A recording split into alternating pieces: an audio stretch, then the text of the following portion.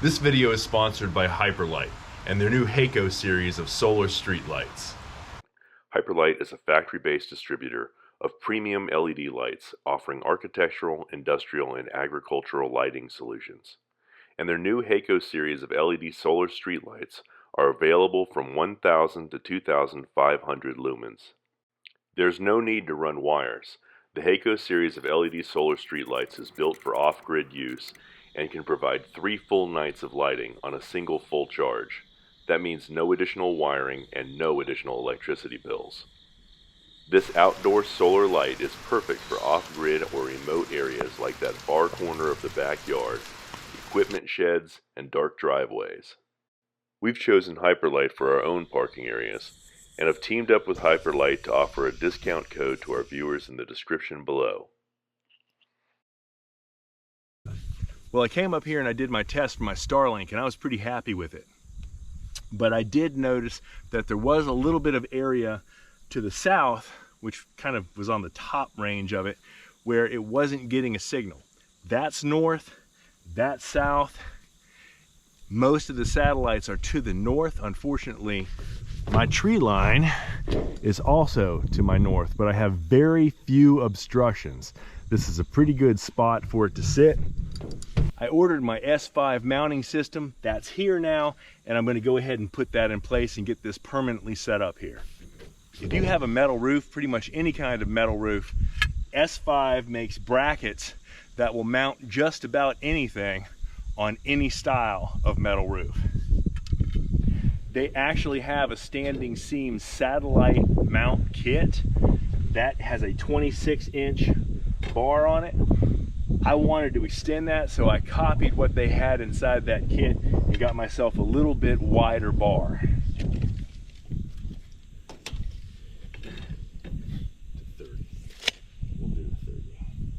One of the things that I've learned along the way is if you're going to mark your steel roof, using a Sharpie is a good idea, using a pencil is a bad idea. The graphite can react with the paint, cause it to rust, and you'll start to get a rust spot that works its way through your roof.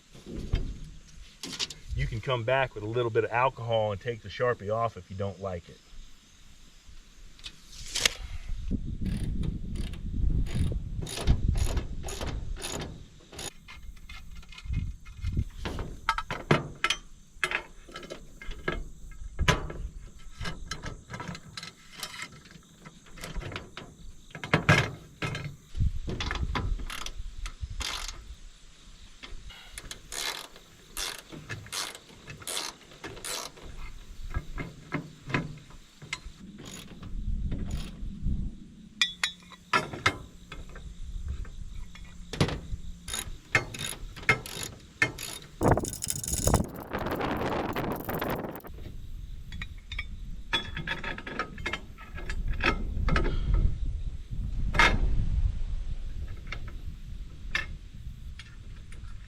Start with this one first.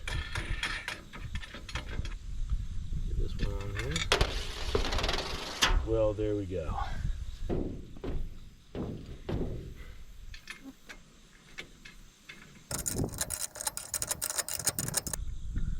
A long socket might work, but I don't have one handy, so.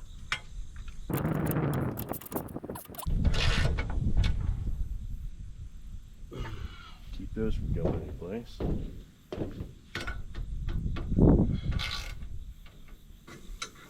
Still don't know how this holds it from going back and forth. I may come up here and put some of these little slide nuts inside here and fasten it there so they can't go anywhere. I'm not sure I like the way those brackets are on there. So I have a choice. I can be going back a little bit or forward just a little bit. I guess we'll go forward just a little bit.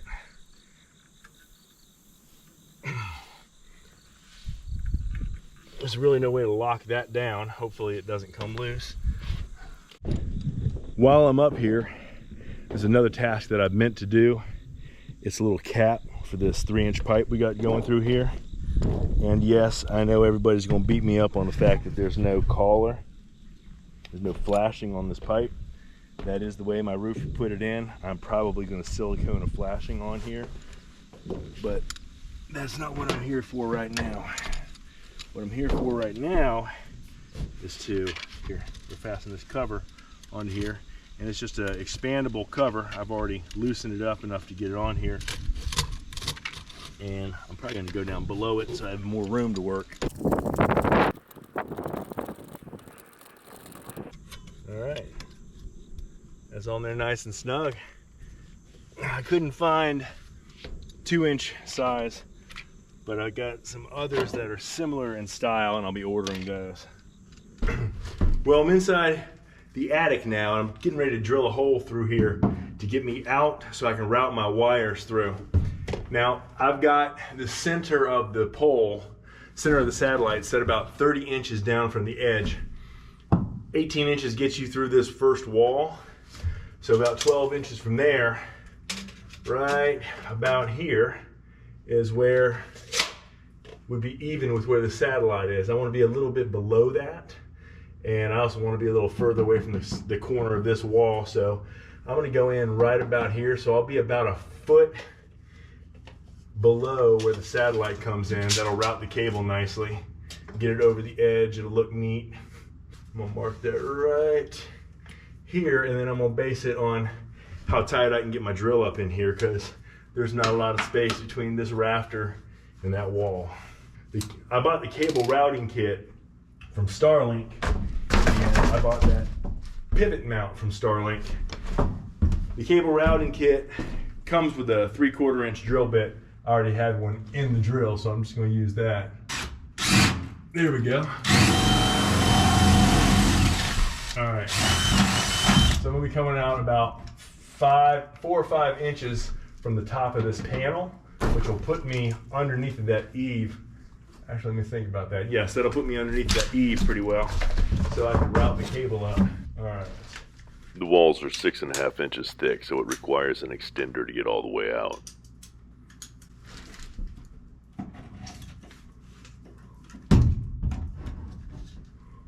Yeah, that's kind of a pain in the, isn't it? Yeah, that's not good. What am I going to do about that? It's not ideal, but because of the clearances, I'm going to use the impact driver to drill through this. It'll still work, just goes a little slower, and it could start clicking a lot. Hopefully that won't happen.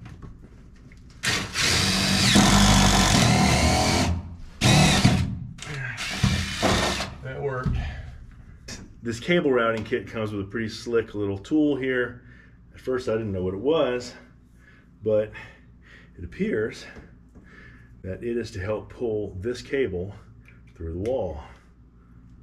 They are clever. So, flatten the cable out, there's a little groove there that it folds back into. You put this on, stick it through the wall.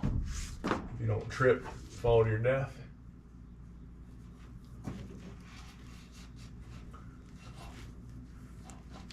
I should be able to go outside and grab that and then pull the cable up to the satellite dish.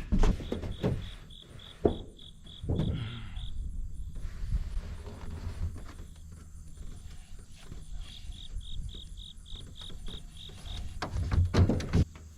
right. 100% OSHA approved. It is amazing to me how they've thought of so much on this. This cable clicks right up into that area right there, which is tucked up inside so the water's not flowing down on it. It's got rubber seals built in.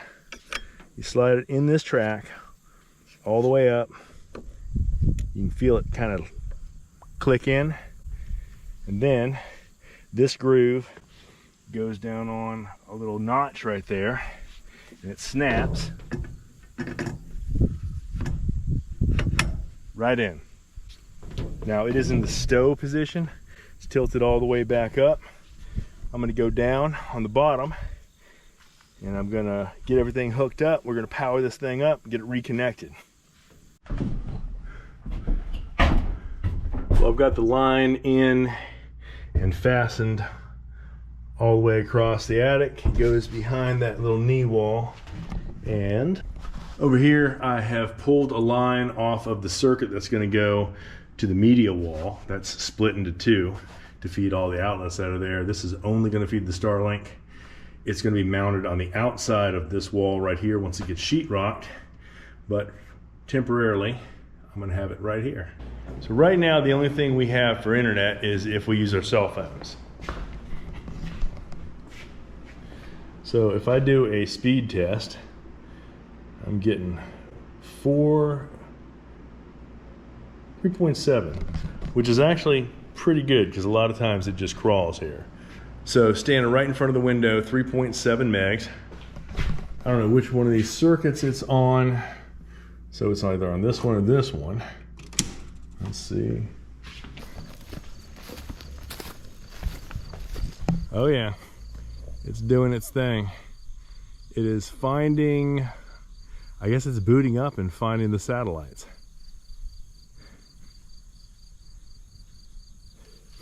So just fired this thing up again. It is Saturday afternoon. That was 24 megs versus the 3.7 that I had before now.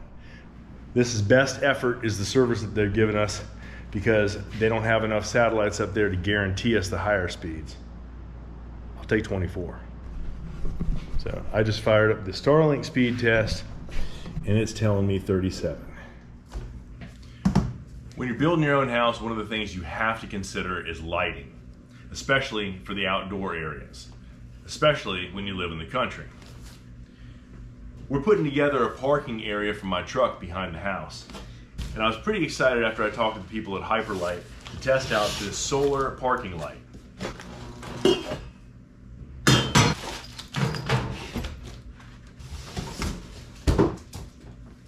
Nice solar panel on the top, 1,000 lumen light on the bottom. A little brighter than it needs to be inside. It's got a remote control, it's programmable. I'm gonna get it up on the post today and see how it looks. One thing I can't control is the weather, but if it allows me, I'm gonna go ahead and get this thing installed today. As you can see, it comes with pretty much everything that you need to mount it. If you want to put it on a pole, it has a backing plate for the pole. You clamp it together. It's got good solid hardware to hold it on there. If you're going into masonry, you just have to drill in and it comes with really good anchor bolts. I am not using either of those. I'm going into a 6x6 wooden post. So I've got my own hardware that I'm going to use because I'm kind of a diva and I really like these GRK screws. I'm going to be using those. I'm going to drill my pilot holes first and get this thing up there. The cement at the base of my post has had a week to harden, and it's ready to go to put up the light.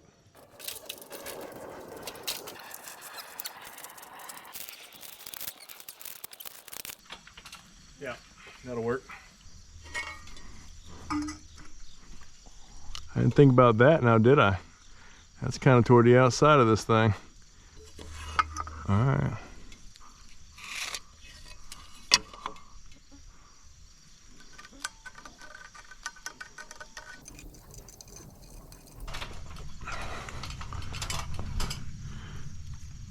Put it at the top of each one. By angling the drill slightly inward, I'm able to get a little more meat around the screw. There we go. She wanted me to take tips off of this, so I'm gonna mark each one of them about an inch in, an inch in.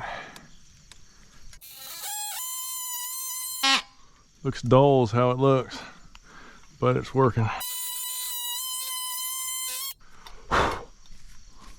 Need a new blade on this thing. Definitely need a new blade on this thing.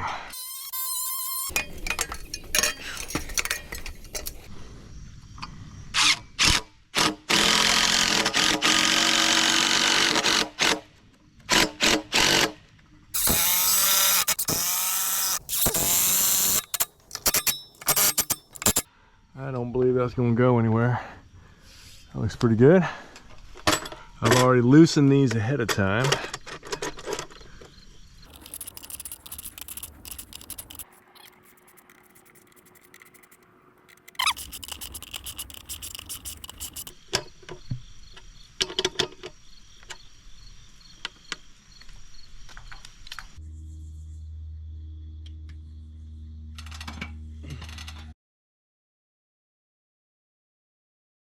The Haco streetlights are programmable by the remote control and can be turned on or off and set on a timer for 3, 4, or 6 hours. They're activated to come on when it gets dark, so you set it one time and you forget it.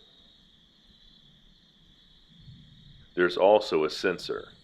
Since it's a parking light, it stays on, but it drops down to 30%. When the sensor's activated, it brightens up, and after 20 seconds of no movement, it drops back to 30%.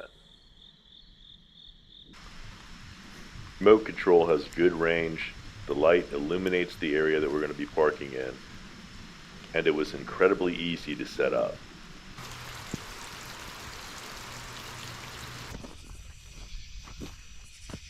The parking light works excellent.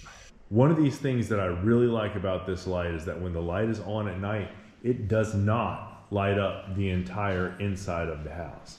It casts a little bit of light, but basically you can see outside, but you can't really see inside. Thanks for watching.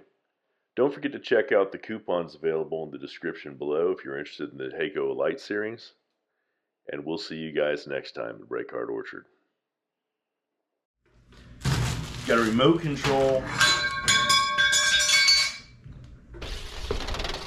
Well, there we go. This video is sponsored.